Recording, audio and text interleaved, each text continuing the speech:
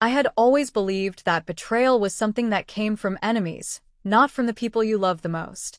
But life has a cruel way of proving you wrong. I had just returned from a business trip, exhausted but excited, when I noticed something was off. The air in my apartment was thick with the scent of vanilla, a fragrance I knew all too well. My sister's perfume.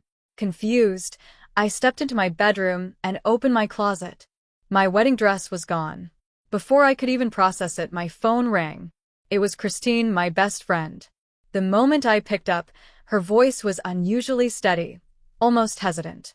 "Ellie, sit down," she said. My heart pounded. Christine only spoke like that when something was seriously wrong. "What's going on?" I asked, my throat tightening. There was a pause. Then she said, "Amelia and Axel got married yesterday. In your dress." The words hit me like a punch to the gut. I squeezed the phone in my hand, my knuckles turning white. "What?" I whispered, my mind scrambling to keep up. "It's all over social media," Christine continued. "I tried calling you, but your flight was delayed. I thought you knew." I couldn't breathe. I had been gone for only a few days. And in that time, my fiancé and my sister had stood at an altar, exchanged vows, and stolen everything that should have been mine. Then everything started making sense.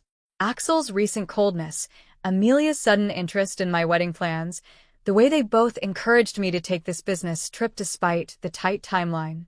I had been blind. I swallowed the lump in my throat. "I need to go," I told Christine. "Ellie, wait." But I ended the call. I opened Instagram, my hands trembling. And there it was. Picture after picture of Amelia in my dress, holding on to Axel, smiling like she hadn't just shattered my world. The caption read, "When you know it's meant to be. Sorry, sis, but sometimes love can't wait." A bitter laugh escaped my lips. They have no idea what's coming. My phone buzzed again, this time with a text from Bruno, my mentor. "Deal sealed.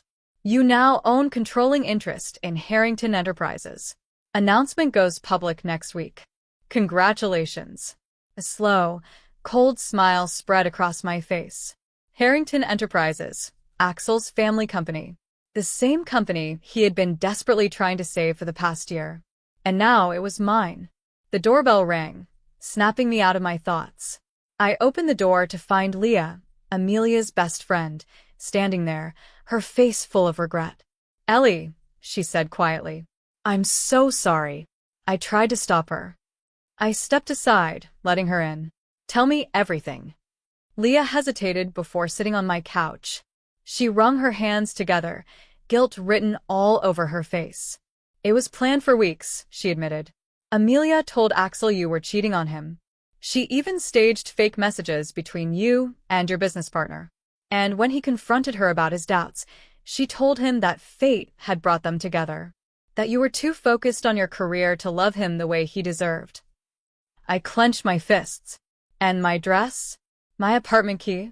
"She stole your spare key weeks ago," Leah said, voice barely above a whisper. "She wanted to make sure you wouldn't stop her." I inhaled sharply, forcing myself to stay calm. The old me would have screamed, cried, demanded answers. But I wasn't that person anymore. I had leverage now. I had power. And I was going to use it. Leah hesitated. "They're having a celebration dinner tonight at Bella's." I exhaled slowly. "Good to know." She looked up at me, surprised. "You're not going to do anything reckless, are you?" I smiled, but it didn't reach my eyes. "Oh, Leah," I murmured, standing up. "You should know me better than that." Because I never played to participate. I played to win. I stared at my phone, scrolling through the endless flood of comments and likes beneath Amelia's latest Instagram post. "When you know, it's meant to be. Sorry, sis, but sometimes love can't wait." I laughed. Not because it was funny. No, there was nothing amusing about my fiancé and my sister betraying me, but because they truly had no idea what they had walked into. They thought they had won. They thought I was broken. But I was already planning my next move. My phone buzzed with another notification, this time from Bruno. "Final paperwork is ready. Once you sign, it's official." I walked over to my desk, sat down, and open my laptop. One final click. That was all it took to strip Axel of everything he had spent his life trying to preserve. His family's company, the one he had fought tooth and nail to save, was now mine. I exhaled, watching the confirmation email come through. Ellie Monroe, majority shareholder of Harrington Enterprises. It had a nice ring to it. As if on cue, my phone rang Axel. I let it ring. Then I let it ring again. And again. Finally, I picked up. Ellie, please, he started, his voice urgent. You don't understand. It's not what it looks like. Oh, I interrupted, keeping my tone light. So, you didn't marry my sister in my wedding dress? Silence. That's what I thought, I said, smiling to myself. I hope you two are very happy together. Now, if you'll excuse me, I have more important things to deal with. Business, you know how it is. Ellie, wait. I hung up. Christine arrived shortly after, arms crossed, worry etched into her features. You're too calm, she said. And I don't mean that in a good way. I poured 2 glasses of wine and slid one across the counter to her. What would you rather I do? I asked. Cry? Scream? Throw things? Christine hesitated. I don't know. Maybe just feel something. Oh, I feel something, I assured her. I feel focused. I feel ready. She studied me for a long moment before sighing. You're terrifying when you're like this. I smiled. Good. Bruno arrived next with the final details. We need to discuss the gala, he said. The announcement about your acquisition is set for next week. Everyone important will be there, including Axel's family. Make sure they all receive invitations, I instructed. Make it impossible for them to refuse. Christine shook her head. This isn't just business, Ellie. You want them to see you win. I met her gaze. Why shouldn't they? That evening, I walked into LeBlanc, the upscale restaurant where Amelia and Axel were celebrating their new life together. The maitre d' looked up. Miss Monroe, do you have a reservation? I smiled. Table for one. Heads turned as I walked in. Amelia, sitting at the center of the table, went pale. Axel's jaw tightened. Ellie, Amelia started, standing abruptly. Don't let me interrupt, I said smoothly, accepting the menu from the waiter. I just came for the lamb. It's excellent here, isn't it, Axel? We used to order it every anniversary. Axel's face lost all color. Amelia's friends whispered among themselves, shifting uncomfortably. You should join us, one of Axel's business associates offered, clearly trying to diffuse the tension. I smiled. That's very kind, but I wouldn't want to impose. Besides, I have some work to review before next week's big announcement. Axel's head snapped up. What announcement? Oh, you'll find out soon enough, I said, sipping my wine. The gala invitation should have reached you by now. I'm sure it'll be a night to remember. Amelia abruptly stood, grabbing my arm. We need to talk. Now. I let her pull me toward the restroom, watching her carefully. She turned to me the moment the door shut. Ellie, please. I know you're angry. Angry? I repeated, tilting my head. No, Amelia. I'm not angry. Her eyes filled with desperation. You don't understand. Oh, I understand perfectly. I took a step closer. You lied. You stole. You betrayed me. And for what? A man who was never yours to begin with. She flinched. We didn't mean to hurt you. I laughed softly. Oh, sweetheart. You didn't mean to? You wore my dress. You planned this for months. But here's the thing. Betrayal has consequences. A sharp knock interrupted us. Amelia? Axel's voice. Is everything okay? I turned, unlocking the door and meeting his gaze. Oh, everything's fine, I said smoothly. We were just having a little sisterly chat. His eyes darted between us, filled with unease. Ellie, by the way, Axel, I said, tilting my head. How's the company doing? I heard some interesting things about last quarter's financials. His expression darkened. How do you? I patted his cheek as I passed. You should really pay more attention, darling. Back at my table, my phone buzzed. A text from an unknown number. We need to talk about Axel Harrington. Meet me tomorrow at 10 a.m., Capital Coffee. Ask for Cameron. I stared at the message for a moment before another text came through. I have information you'll want to hear before the gala. Across the restaurant, Amelia and Axel sat in tense silence, their celebration thoroughly ruined. The waiter approached. More champagne, miss? I shook my head. No, but please send a bottle to my sister's table. I raised my glass in their direction. They thought they had won, but they had no idea I was just getting started. I arrived at Capital Coffee 10 minutes early, scanning the crowded cafe until I spotted him, a man in a charcoal suit sitting in the corner, his posture relaxed but eyes sharp. He waved me over. You must be Ellie Monroe, he said as I sat down. And you must be Cameron, I replied. He slid a folder across the table. I'm the external auditor for Harrington Enterprises. I think you're going to want to see this. I opened it, my eyes scanning the documents. Bank statements, wire transfers, records of money being funneled out of the company. Millions of dollars. My stomach tightened. Axel's been stealing from his own company, Cameron said. But here's where it gets interesting. The money isn't in his accounts. It's in accounts under your sister's name. My breath caught. Amelia? He nodded. I don't think she knows. The accounts were created months ago, with transactions Axel initiated. I've seen this before, he's setting her up. If this ever came to light, he'd blame her, claim she was behind it all. I closed the folder slowly. So this wasn't just about betrayal anymore. This was about fraud. And Axel was willing to throw Amelia under the bus to save himself. Does the board know? I asked. Not yet, Cameron said. I was preparing my report when I heard about your acquisition.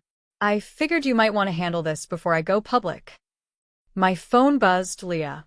I hesitated, then answered. Ellie, Amelia's freaking out, she said. She got bank statements for accounts she doesn't recognize. Axel told her it was a banking error, but she doesn't believe him. She's scared. I exhaled slowly. Tell her to keep those statements safe. And tell her not to sign anything Axel gives her. Ellie, what's going on? I'll explain soon, I said before hanging up. I turned back to Cameron, determination hardening my voice. We need to move fast. The board meeting is this afternoon. I want Axel blindsided. Cameron smirked. I like the way you think. Back at my apartment, Christine and Bruno were waiting. How bad is it? Christine asked. I tossed the folder onto the table. Worse than we thought. Axel's not just a liar. He's a criminal. Bruno flipped through the documents, his expression unreadable. If the board sees this, he's finished. Then let's make sure they do, I said. Bruno, you need to make sure I have their full support when I take over. Christine crossed her arms. And Amelia? I hesitated. She's a victim in this too, but that doesn't mean I forgive her. Not yet. Christine sighed. Just don't let revenge be the only thing driving you. This isn't just revenge, I said. This is business. The emergency board meeting was set for 3 p.m., and I arrived early, watching as the members trickled in. Harrington's senior executives, key investors, Axel's own father, they were all here. And then, at exactly 3:05, Axel walked in. His eyes locked onto me, confusion flickering in them before turning into suspicion. What the hell is this? Bruno stood. We're here to discuss recent financial concerns within Harrington Enterprises. Axel scoffed, adjusting his suit. Financial concerns? Oh, please. Cameron entered the room, setting up his laptop. Let's begin, shall we? Axel paled. He recognized him. The moment Cameron projected the financial statements onto the screen, the room fell silent. For the past year, Cameron began, millions have been siphoned from the company into private accounts under Amelia Monroe's name. However, upon further investigation, we found that every transaction was authorized by Axel Harrington. Gasps rippled across the table. Axel stood abruptly. This is ridiculous. My fiancée wouldn't. You mean your wife? I cut in smoothly. The one you married in my dress? He clenched his fists. This is a setup. Cameron clicked to another screen, emails, transfer approvals, Axel's own digital footprint. This is undeniable evidence of fraud, Cameron said. Axel's father stood. Is this true? Axel stammered, his composure slipping. I was consolidating funds. It was temporary. The board members murmured amongst themselves. The tide was shifting. I leaned forward. So, Axel, tell me, if you were consolidating funds, why did you make sure all the transactions led back to Amelia? His face drained of color. He had no answer. I turned to the board. Harrington Enterprises is in a crisis. The only way forward is new leadership. I paused for effect. Effective immediately, I'm proposing that Axel step down. Axel's father nodded. I second that motion. One by one, hands went up. Unanimous. Well, I said, leaning back in my chair. That settles that. Security moved in. Axel lunged toward me, but they grabbed his arms, restraining him. You think you've won? He spat. I stood, meeting his glare with a slow smile. Oh, Axel, I murmured. I didn't just win. I ended you. They dragged him out. After the meeting, Amelia waited outside, her arms wrapped around herself. She looked lost, broken. You knew, she whispered. You knew all along. I found out yesterday, I admitted. Tears welled in her eyes. He never loved me, did he? I sighed. He loved what you could do for him. That's not the same thing. She swallowed hard. I don't expect you to forgive me, but I don't know what to do. I handed her Christine's card. She's the best fraud lawyer in the city. Call her. Fix this. She looked at the card, then back at me. And us. I hesitated. We're not there yet. She nodded, wiping her eyes. I understand. As I walked away, my phone buzzed. A text from Cameron. Now that the board's handled, let's talk about the gala. I have a feeling Axel's not done making a scene. I smirked. Oh, I was counting on it. The first time I walked into the boardroom as CEO, I expected whispers, stares, resistance. But what I found was something different. Respect. The board members, most of whom had voted Axel out just days ago, sat in attentive silence as I took my seat at the head of the table. Bruno had prepared briefing documents, Cameron had finalized the transition plan, and I had spent the last 24 hours ensuring I was ready. This was no longer about revenge. It was about rebuilding. Let's get started, I said, my voice steady. We have a lot of work to do. The meeting ran like clockwork, every department reporting back, plans being restructured. The damage Axel had left behind wouldn't be easy to fix, but I wasn't here for easy. I was here to win. Afterward, Christine was waiting for me in my office, her expression unreadable. You need to see this, she said, placing a file on my desk. I flipped it open. Bank records. Testimonies. More victims. This isn't just about Harrington Enterprises, she continued. Axel's been pulling this for years. Across multiple companies. And we just found more people he scammed. I exhaled slowly. How many? At least 23 confirmed. I leaned back, absorbing the weight of it. He wasn't just a liar or a cheater or a fraud. He was a predator. A knock at the door interrupted us. Cameron stepped inside, nodding at Christine before turning to me. You've got someone you need to meet.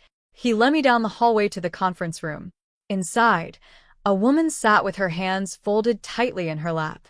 This is Sarah, Cameron said. My sister. She looked up, her eyes sharp but weary. She was one of Axel's first victims. I pulled out a chair across from her. Tell me everything. And she did. The same script, just different details. Axel had made her believe they were in love, had convinced her to put her name on business loans, had left her in financial ruin when it all collapsed. I thought I was the only one, she admitted, voice hollow. I glanced at Christine's file. You weren't. She swallowed. So, what now? I didn't hesitate. We fix this. All of it. Later that afternoon, Amelia showed up at my office. I let her in, watching her fidget with the hem of her sleeve. I met with the fraud lawyers, she said, voice quiet. They think I can clear my name. If I cooperate. I nodded. Good. She hesitated. I don't know how to make this right, Ellie. You can't, I said simply. But you can try. I slid a folder toward her. She frowned, opening it. What's this? A job offer, I said. Director of the Victims Advocacy Department. Her head snapped up. You want me to lead it? I leaned forward. You've been on both sides of this. You fell for Axel's lies, but now you know better. Help the others. Tears welled in her eyes. Why would you do this for me? I met her gaze. Because I'm done letting Axel ruin people's lives. Including yours. She swallowed hard, nodding. Don't mess this up, I warned. I won't, she whispered. That evening, I found myself sitting on the rooftop of Harrington Enterprises, looking over the city lights. Mind some company? I turned to see Cameron standing there, hands in his pockets. I nodded. He sat beside me, the silence between us comfortable. You did the right thing, he finally said. Which part? He smiled. All of it. We sat in silence for a moment before he added, You know, I don't think Axel ever realized just how badly he underestimated you. I smirked. Men like him never do. He turned to face me fully. So, what happens now? I exhaled. We move forward. We make things right. And you, he asked softly. I looked at him, really looked at him. I think I finally get to start over. He reached for my hand, fingers brushing against mine. I let them stay there. For the first time in weeks, I felt something close to peace. The courtroom was silent as the judge prepared to deliver the sentence. Axel sat at the defense table in an orange jumpsuit, looking smaller than he ever had before. The defendant has shown a repeated pattern of fraud and manipulation, the judge said. The impact of his actions has been extensive. Amelia sat behind me, Christine and Cameron on either side. Taking into account the severity of these crimes, the judge continued, This court sentences the defendant to 15 years in federal prison. A hush fell over the room. Beside me, Amelia let out a shaky breath. Axel shot me one last glare as they led him away. I held his gaze unwavering. Outside, the press swarmed. Reporters shouted questions. Miss Monroe, how does it feel to see justice served? I stopped, turning to the cameras. This was never just about justice, I said. It was about protecting people. It was about making sure no one else ever suffered at his hands again. And with that, I walked away. Away from the courthouse. Away from the chaos. I didn't just win a company. I won something more important. Control over my own destiny.